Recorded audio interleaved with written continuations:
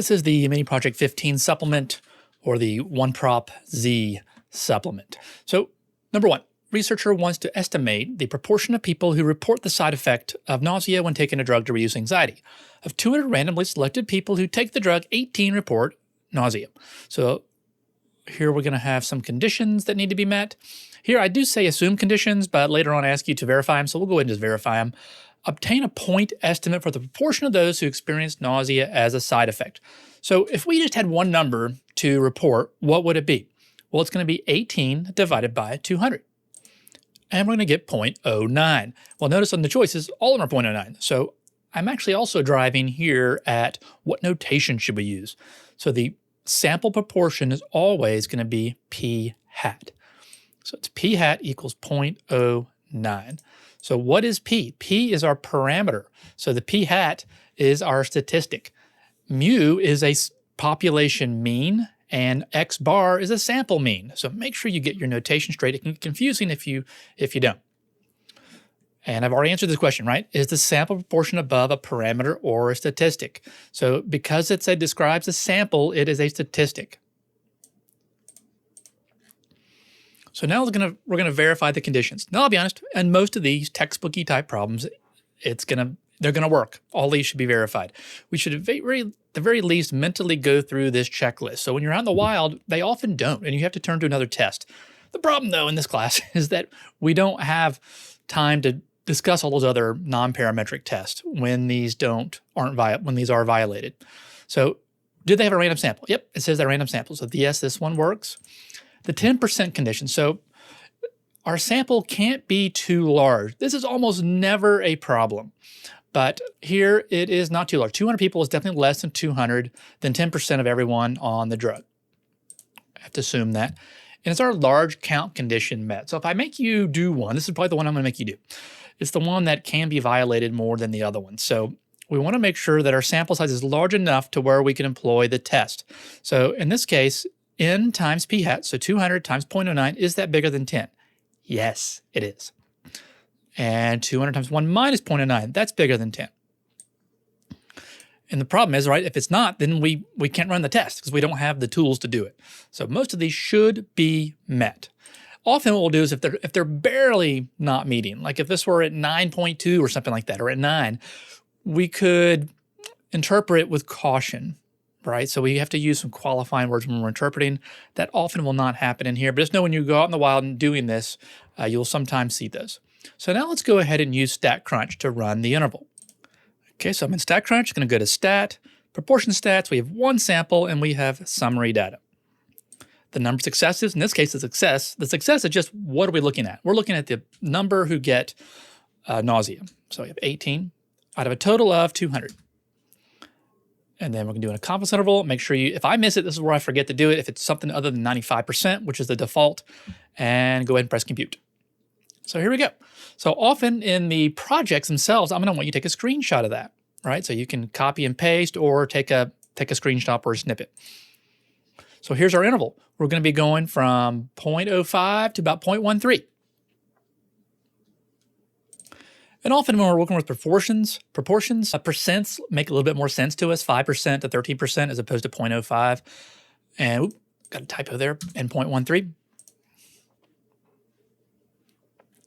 Now the interpretation. So recall the interpretation. We're 95% confident that that interval from 0.05 to 0.13 captures that true proportion who experience nausea as a side effect of the drug.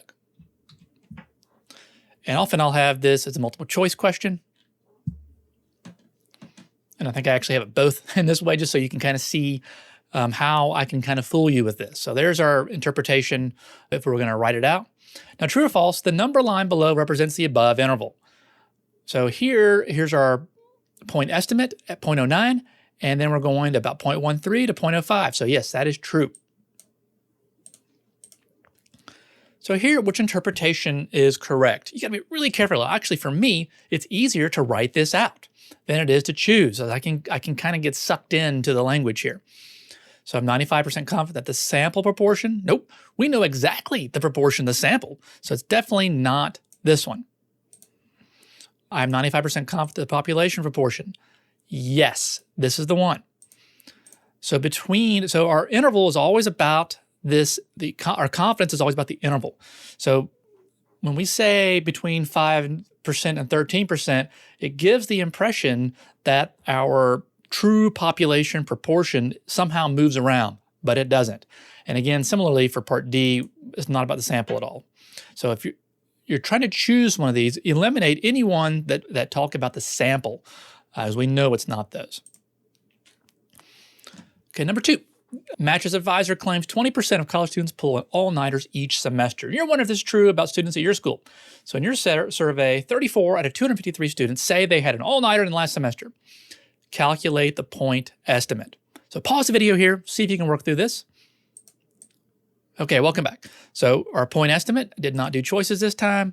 It's just going to be 34 over 253.1344. And again, I'm not usually picky on the rounding.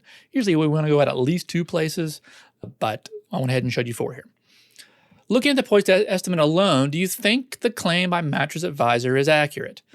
And again, we're about 7% away from 20%, between 6 and 7%. It could be accurate, but this difference might just be due to random sampling variability. So again, this is just sort of an opinion question. Can't be wrong. I wouldn't count this one wrong.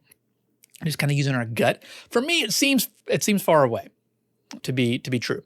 But we'll see. We're going to go ahead and run our confidence interval. So we're going to run it exactly the same way on StatCrunch, and just to save some time, you're going to put everything in just like we did the last one, and we're going to get from 0.09 to 0.176.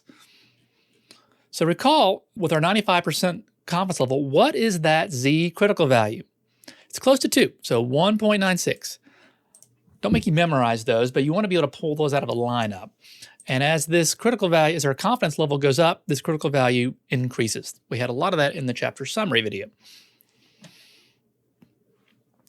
So represent the confidence interval on the number line here. Include the point estimate, upper bound and lower bound. So what's our point estimate? About 1.344. And then we're going to go down to about a little more than 0.09 and up to about 0.17. So it should look something like this. Okay, now we're going to use StatCrunch to go ahead and do 99%. So go into StatCrunch and change that to a 99% interval. And what do you notice happens? Well, our interval gets slightly bigger. So that 99% confidence interval is wider than the 95%, and hopefully that makes sense. What do you think would happen to the length of the interval if we changed it to a 90% interval? Well, that 90% interval will be the narrowest. So it's going to be narrower. So based on your answers above, do you think there's evidence to support the claim from Mattress Advisor? Explain. And I got choices here. So 20% is not in the interval at all, right? Even in the 99% confidence interval. So it's no, not in the interval. Oh, definitely not this one. This one right here. I don't think there's evidence to support the claim from Mattress Advisor. All right, so I hope that helps.